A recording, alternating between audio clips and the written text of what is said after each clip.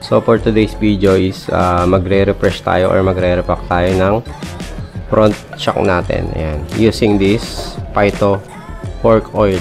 Ayan. Kung gusto nyo matuto kung paano mag-maintenance ng front shock natin, panoorin nyo lang tong video na to.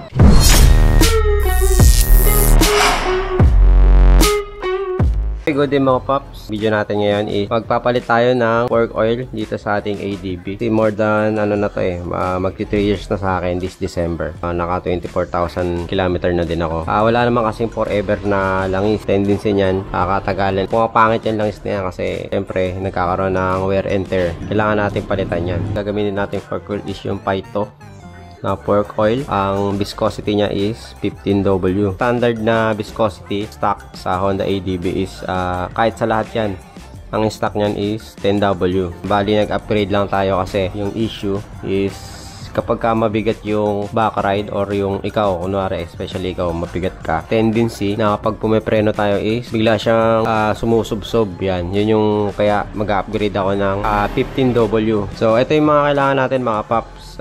Fork oil naman natin is to yung lifter, so special tools yan, and then yung ating cylinder na lagayan at panukat. Nilagay natin yan sa description kung saan nyo siya pwede mabili. Okay, sukatin naman natin yung play nya, yung pinaka max play. Ito, so around ano siya 84mm. Tara, i-install na natin or palitan na natin yung ating fork oil. Yan, tatanggalin natin yung dalawang bolt. Kailangan natin ng socket na 19mm tsaka 14mm. Ayan. Tapos ito yung bracket nya, tatanggalin natin din to using 10mm. Yan, tapos ito rin yung brake caliper natin. Yan, tatanggalin natin. Lahat ng nakakabit dito tatanggalin din natin. Tsaka yung tapalodo. Yan, tanggalin din natin yan. Natin tatanggalin itong sensor. Ayan, ABS sensor 8mm. Ang next naman natin tatanggalin ito sa taas. Ito, ayan, merong 4 na bolt dito, 14mm.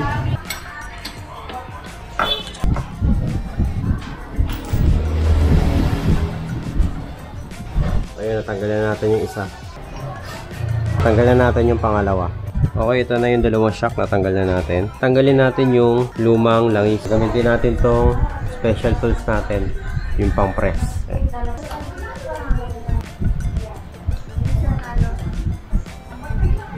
And meron yung clip, tatanggalin natin yung clip niyan.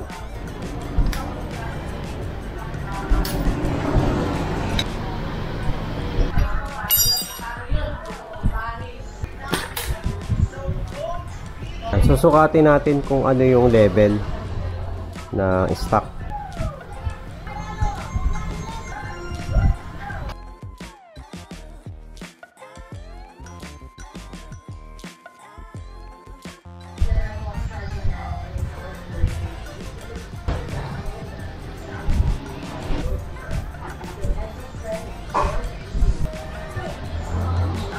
Pumapalo siguro to ng lagpas 110 eh.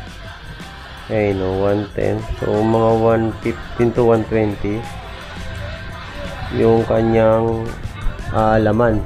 So, estimate ko siguro dito mga pumapalo ng 15 to 120 to ml. Yung isang natin, shock, isang tube. Ito lahat yung nakuha nating langis dun sa isang tube natin. Yan, yung isang shock natin. So, umabot siya lampas ng 100 ml mga paps. Ito. Yung lumagpas na to. Ayan. Bali, ito is 110. And then, lumagpas pa siya ng konti. So, ito yung nakuha natin dito is umaabot ng 117. Kung isusuma total natin siya, kasama yung mga naiwan dun sa tube, tsaka dun sa spring, is papatak siya ng 120 ml. So, basically, ang standard na ml sukat ng front shock ng isang tube sa ADB 150 so 120 ml. Yan. Bali ito yung fork oil na gagamitin natin. Testing natin siya. 15W yung viscosity niya. Ayan. So kaya ako nag 15 kasi medyo mabigat yung natin, yung angkas natin. Ayan. So kapag dalawa kami is mas mabigat pa Kaya yung mayroong mga times na biglang preno tsaka biglang hams is talagang nagbo-bottom yung front shock natin. Ayan. So, ang gagawin ko is magtitigas lang ako ng konti, maglalapot lang ako ng konti using this 15W na viscosity. Okay, sali lang natin dito sa isang lagayan natin. Ayan, medyo maitim na rin yung kanyang kulay. Ito yung pangalawang pork natin. Ayan, telescopic pork.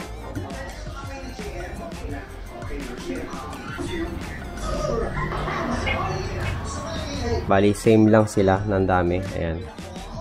So, kung makikita nyo yung, ayan, yung marking natin. So, parehas lang sila. Nasa 117 ml. Yan. Pwede na natin siyang salinan ng bagong pork oil. Ang laman nito is 200 ml. Yan. Saktong-sakto to. Kailangan natin ito ng mga 240.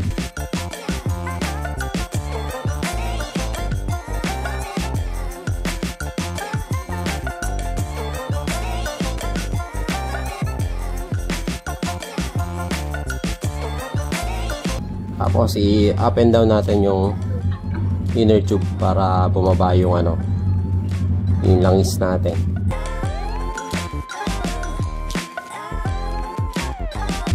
Tapos susukatin natin yung depth nya kasi sinukat natin siya nung stock. Nakuha natin depth is 75 mm. Yung 75 mm, pag sinukat pala natin siya, hanggang dito siya sa may outer tube dito. Ayan. So, yan yung standard na sukat. 75 mm yung lalim. Ayan, yung depth. So, lagyan pa natin. Tignan natin hanggang sa makuha natin yung 75.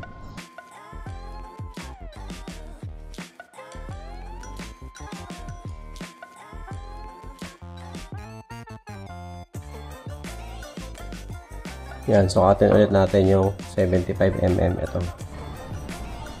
Ayun. Yan. Sakto na. Yan. 75 mm.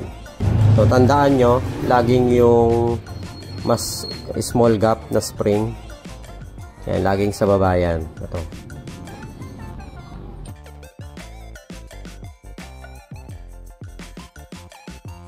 Tapos, yung oil seal natin, yung o-ring natin is okay pa naman siya as long as hindi siya nagli-leak.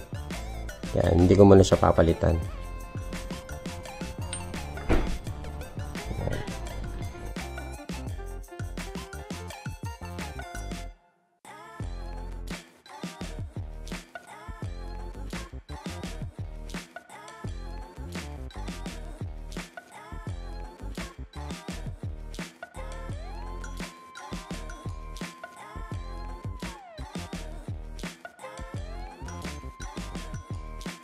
Pwede natin ibalik. So, bago ko siya ilagay yung bolts natin is nilalagyan ko siya ng thread locker. Ayan. Ito ay prone sa vibration. Kaya lalagyan natin siya ng konti. Ayan.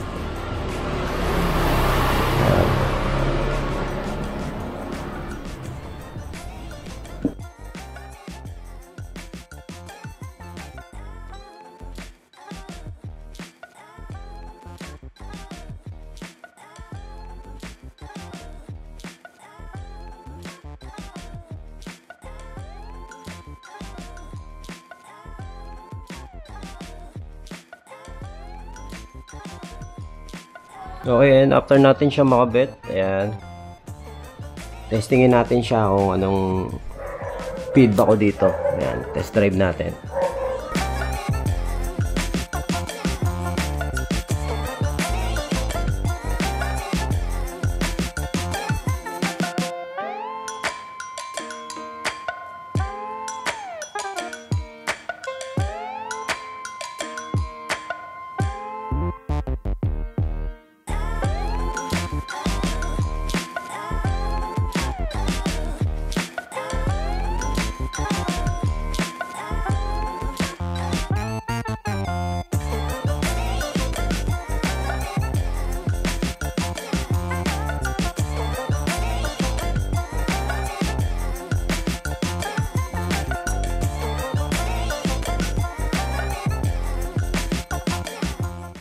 ito mga paps, after ng DRT ride namin, ayan, nasubukan ko yung shock na to.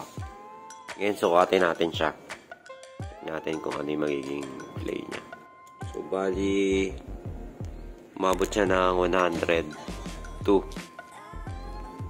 na mm. Ayan, na play niya. Ayan. Laki, di ba? From 85 ba? 85 ba yun? Dati niya.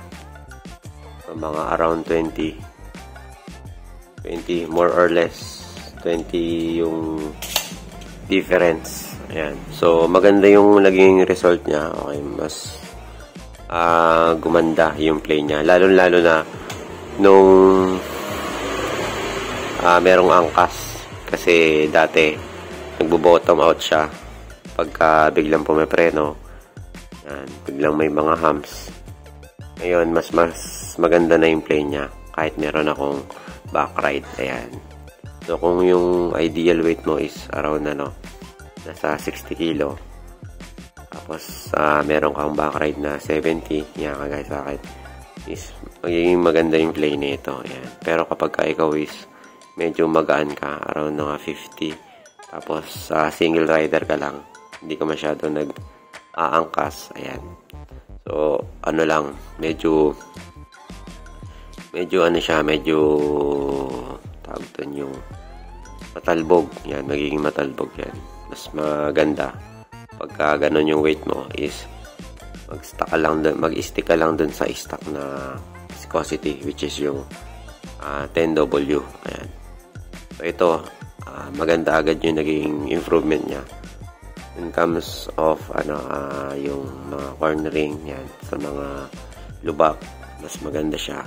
Yan, hindi siya nag-bottom out kapag yung weight mo is around nasa 80 yung total weight. 80, mga ganyan, 80 pataas. Kasi yung total namin is, which is ako is nasa 58 lang, and then yung back ride ko is nasa around 70. So, yung mga total niya is mga nasa 100 plus. Okay. So, magbe-benefits talaga yung mas malapot na viscosity kapag medyo mabigat yung karga mo ng motor na kagaya nito, XRM. Ayan. So, ayun lang mga paps. Sana nakatulong tong video na to. Ayan.